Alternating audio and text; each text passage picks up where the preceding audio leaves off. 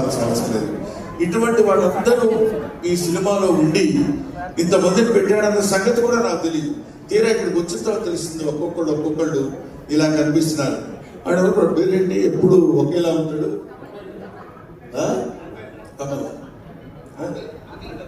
ఆంధ్ర ధర్మేంద్ర.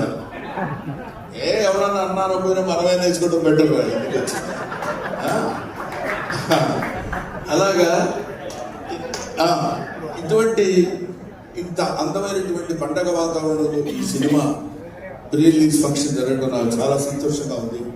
ఎందుకంటే ఈ cinema release కావాలి, అయిన తర్వాత బ్రహ్మాండంగా పేరు తెచ్చుకోవాలి, పెద్ద హిట్ అవుతుంది అని చెప్పడం సర్వసాధారణమైన ఇంతమంది నవ్వించే వాళ్ళు ఇక్కడ ఒక చోట ఏకమై మిమ్మల్ని అందరినీ నవ్వించడానికి ప్రేక్షకులు, 2 రాష్ట్రాల ప్రేక్షకుల్ని, ఇండియా వైడ్ ప్రేక్షకుల్ని నవ్వించడానికి సిద్ధపడుతున్నారంటే మీరందరూ, ముఖ్యంగా నేను ప్రేక్షకులను కోరుకునేది ఏంటంటే, మామూలుగా ఉండే మా మొహాలు కూడా మిమ్మల్ని నవ్వించడం కోసం వికృతంగా మార్చుకుంటాం.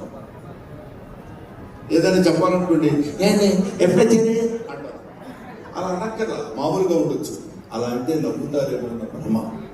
ఆ భ్రమతోటి, ఆ ఆలోచనతోటి మిమ్మల్ని నవ్వించడమే మా ధ్యేయం.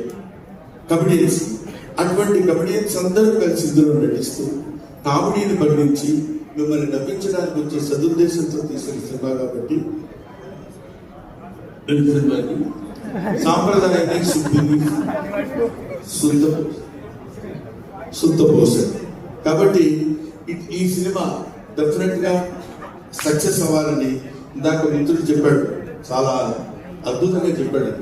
ఎందుకంటే సంక్రాంతి పండుగ రోజు, సంక్రాంతి వస్తుంది, ఈ పండగ మార్చిలో వస్తుంది, సంక్రాంతి చెప్పాడు. చాలా బాగుంది. తర్వాత ఇందాక ఒక రైటర్ అయినా అతను అంటే ముఖ్యం ఎవరికి భగవంతుడు ఎట్లాంటి శక్తిని ఇస్తాడో మనకి తెలియదు. అతను మాట్లాడిన 5 నిమిషాల్లో చాలా అందమైన మాటలు అందంగా చెప్పాడు. ప్రమాణం గారు మిమ్మల్ని కళ్ళలో కూడా చూస్తారు, కానీ సెల్లో చూస్తానన్నాడు. తర్వాత ఆ టైము ఏమైతే టైం అందరూ ఇస్తారు, టైం సద్వినియోగపరచుకోవాలన్నాడు. ఫస్ట్ ఇట్లాంటి అటాక్లు ఇస్తారని అనుకున్నాను. తర్వాత తెలిసింది అతను రైటర్. Very good.